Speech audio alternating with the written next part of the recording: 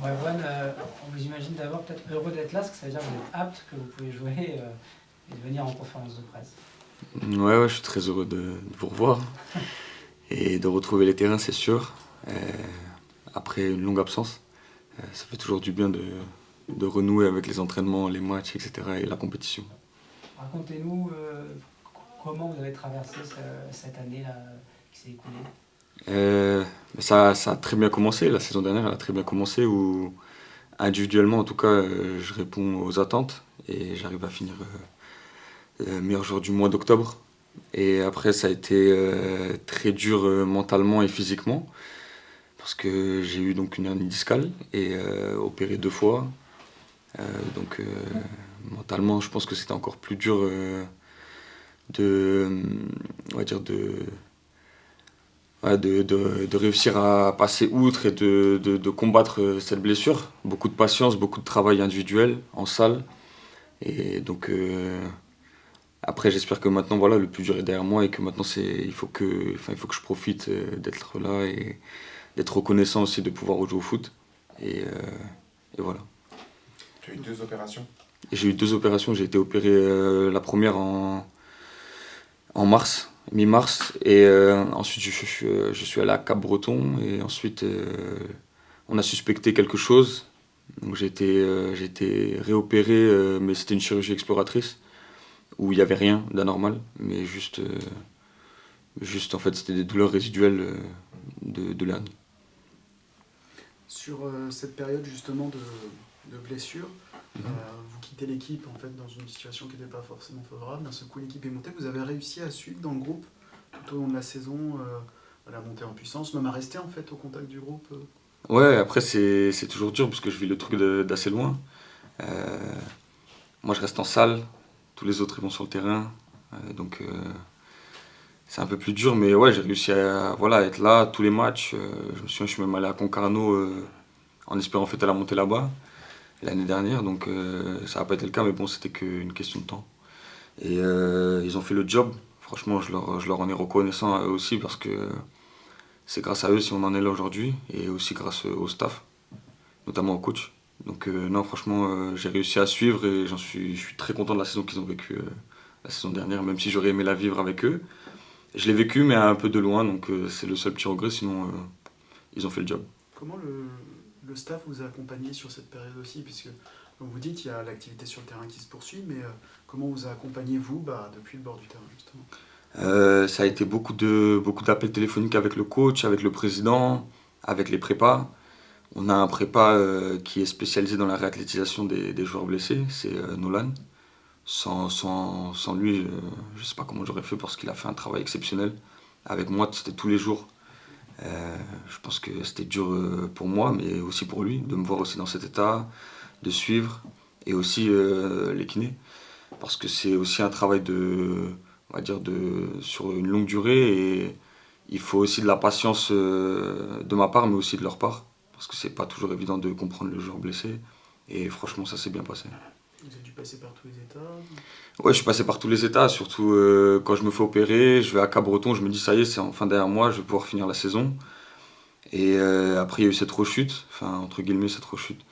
Et du coup j'ai pas pu voilà, participer à la fête, mais voilà, c'est une question de temps. Je me suis toujours dit que de toute façon j'avais pas le choix de rejouer au foot. Ça compte énormément pour moi dans ma vie. Et je me suis battu pour, et aujourd'hui je suis très content de pouvoir remettre les crampons et de rejouer. Comment ça s'est passé pour ta prolongation avec le club? C'est pas évident pour un club de prolonger un joueur qui est encore Mm. blessé. Comment les négociations, comment ça s'est opéré en fait tout ça entre vous? Ouais, ben, en fait, une prolongation, elle a été faite un peu comme ça. Le coach il m'a donné énormément de confiance. Il a énormément confiance en moi, et pour ça aussi je lui en suis reconnaissant. Il a, on va dire, il a parlé au président, le président était d'accord.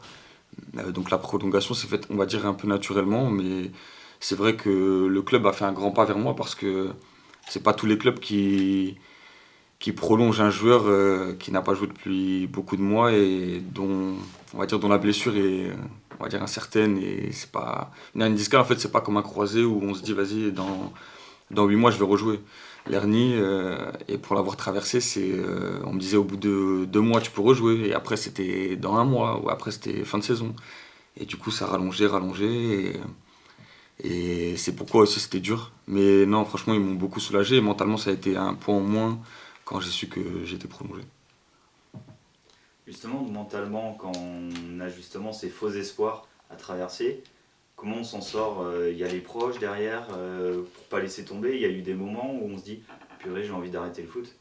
Ouais, ça m'a traversé l'esprit beaucoup de fois. Et en fait, vu les douleurs que j'avais, et mentalement, comme c'était dur, et tous les matins, je me disais peut-être que ça va partir demain.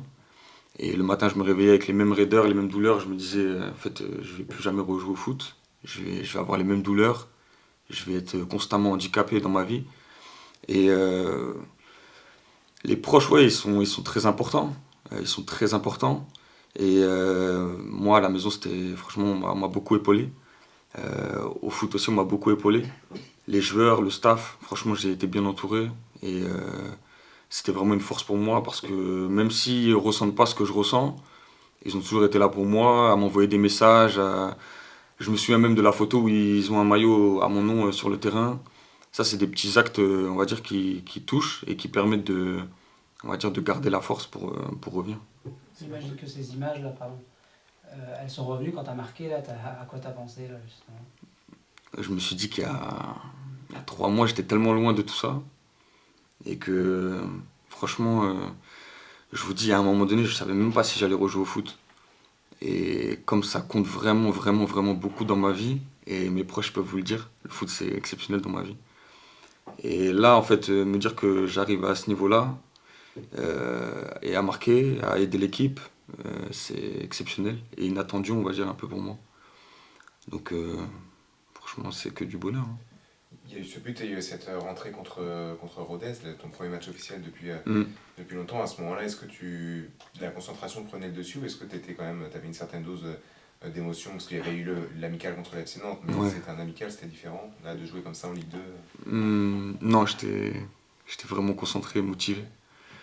Parce que la plupart des gens dans les tribunes, je pense qu'ils me connaissent même pas, ou très peu. Et donc je me suis motivé et je me suis dit, allez, c'est maintenant, on me donne ma chance. Le coach il m'a fait confiance pour me prendre dans les 18. Il y a des joueurs qui aimeraient être à ma place et qui sont à 100%, on va dire, physiquement, qui ont joué toute la saison dernière, etc., etc. Donc il m'a fait confiance, il fallait que je lui rende.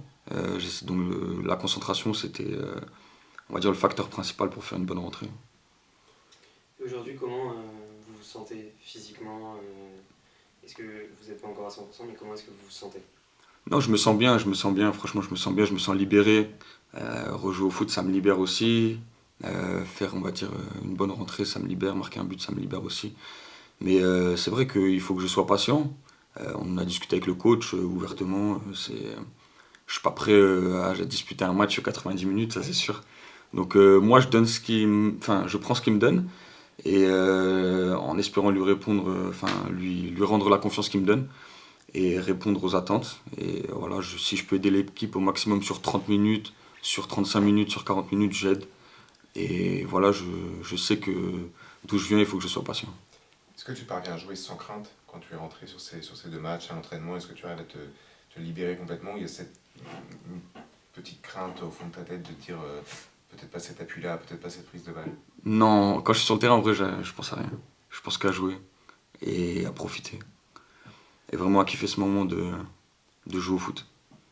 Les étapes en fait, que j'ai vécues, elles me font juste me dire maintenant, kiffe, profite. Et, euh, et voilà, les performances vont arriver avec. Et j'ai plus cette crainte. Au début, je l'avais quand j'ai repris naturellement, mais c'est parti assez rapidement.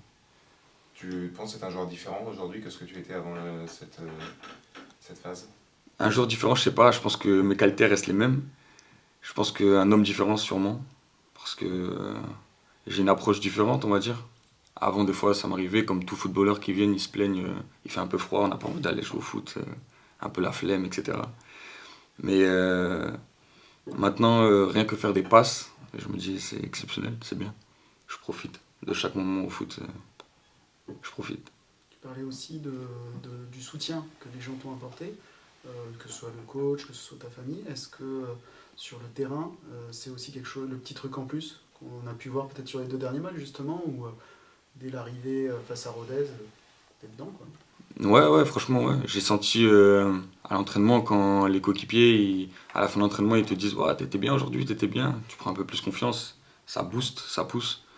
Et le fait aussi que, comme je vous ai dit, le coach, il me mette assez rapidement dans le groupe, à la place peut-être de certains joueurs qui sont plus aptes physiquement. Ça booste aussi la confiance et naturellement, on a envie de lui rendre. Donc c'est ce que j'essaie de faire au maximum. On voit une rage de vaincre, hein, on pourrait dire, parce que sur le dernier match face à Dunkerque, provoquer un carton rouge en partant en contre-attaque, et puis le but surtout, c'est ça qui est peut-être le nouveau héros Nkola, la rage de vaincre. Ouais, après, la rage, je l'ai toujours eu. Après, peut-être que j'en ai un peu plus aujourd'hui. Mais après, mes qualités, c'est aussi la vitesse, la percussion. Donc, provoquer des cartons, j'espère que c'est pas le dernier que je provoquerai. Mais ça fait partie de mes qualités. Donc, c'est pas choquant non plus. Si on parle un peu plus de l'équipe, ce nul ramené à Dunkerque a dû quand même faire du bien. Après Ouais. les 2 défaites consécutives, t'as senti qu'il y avait ça mettait un peu de confiance aussi dans le vestiaire? Ouais, franchement, ouais. Parce qu'on sort de défaites assez compliquées, des fois pas logiques. Ce nul, il fait du bien parce qu'on prend un rouge. Et on est à 10 contre 11, on perd 1-0 et on a la force de caractère de revenir. On a cette rage aussi de revenir à 1-1. On prend le 2-1 mais on ne se laisse pas abattre, on arrive à égaliser. Donc le scénario aussi fait que il fait du bien dans la cohésion. On a montré qu'on était une vraie équipe, une famille et qu'on pouvait vraiment faire les choses ensemble et que avec cet état d'esprit, je pense qu'on peut faire des belles choses. Ouais, dans l'esprit, si vous avez besoin de nous prouver des choses, c'est un match référence de ce point de vue-là. Ouais, c'est ça, ouais. Dans l'état d'esprit, en tout cas, c'était un très beau match et on a montré qu'on avait une force, qu'on avait de la force. Ok. Merci. Merci Erwan. Merci.